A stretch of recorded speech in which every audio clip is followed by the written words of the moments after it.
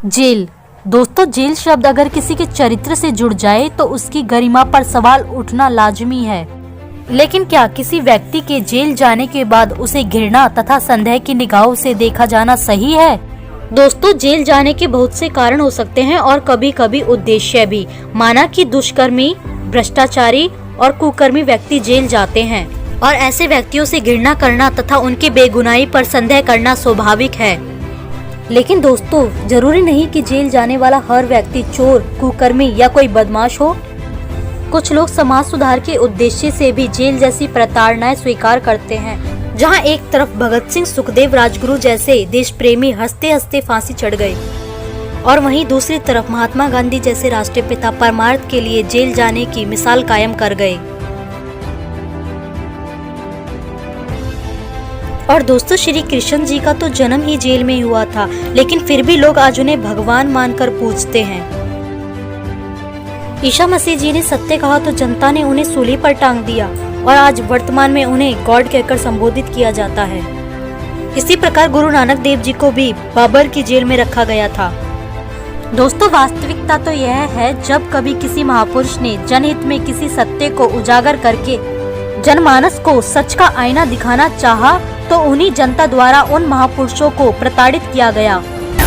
ठीक इसी तरह वर्तमान समय में संत रामपाल जी महाराज भी एक महापुरुष की भूमिका निभा रहे हैं और सभी को एक नई चेतना प्रदान करके अध्यात्म ज्ञान के गुण रहस्य को उजागर कर समाज को बहुमूल्य सत्य ज्ञान प्रदान कर रहे हैं। लेकिन पूरी जनता के द्वारा इतिहास में की गई भूल को फिर से दोहराया जा रहा है और उनके इस परोपकार के कार्य में सहयोग के बजाय आलोचना शुरू कर दी।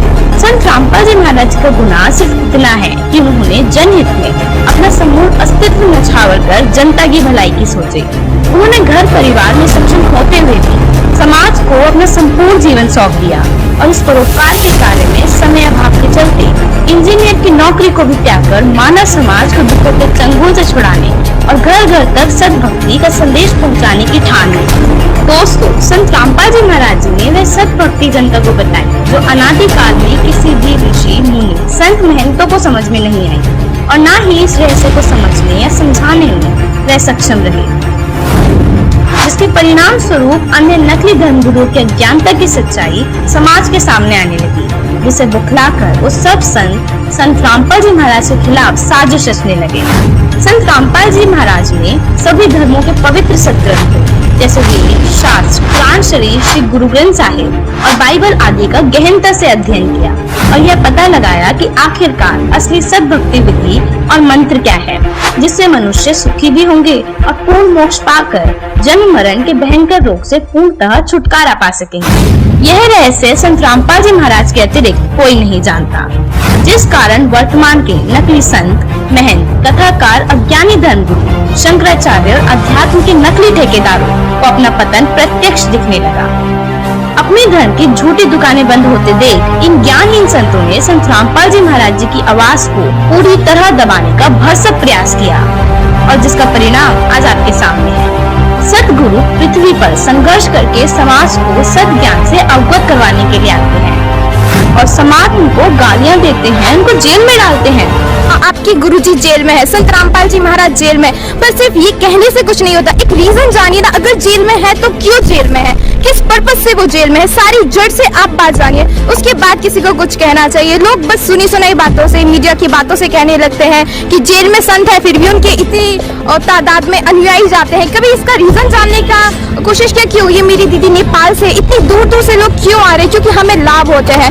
एक सच्चे संत के लिए जब हम चलते हैं तो एक एक कदम का यज्ञ का पुण्य मिलता है। और हम अंधश्रद्धा भक्त भी कहा जाता है कि संत रामपाल जी के अनुयायी अंधश्रद्धा भक्त, अंधश्रद्धा भक्ति के तहत जुड़े हैं। नहीं, ये बिल्कुल झूठ है। अंधश्रद्धा भक्त तो वो है जो मंदिरों में जाते हैं, मस्जिदों में जाते हैं। हम अंधश्रद्धा भक्त नहीं है, हम तो सारी प्रूफ के साथ चलते हैं। गीता, वेद, पुराण, इन सब का प्रूफ लेके हम चलते हैं। हम खुली आंखों से देखकर फिर इस ज्ञान पे आगे बढ़े हैं। हम अंधश्रद्धा भक्त नहीं है।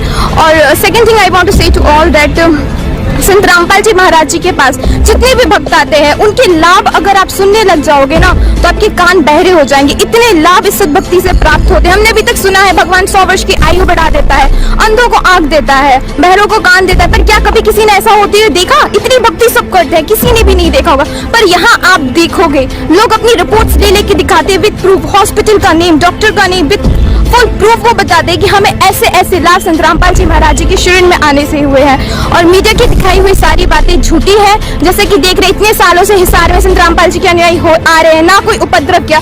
अगर आतंकवादी होते या ऐसी कुछ बात होती तो कुछ ना कुछ यहाँ उपद्रव हो रहा होता, जैसे राम रहीम जी के समर्थक होने या क्या। सॉरी, डायरेक्ट नेम नहीं लेना चाहिए, बट कहना पड़ रहा है क्योंकि सभी को पता है।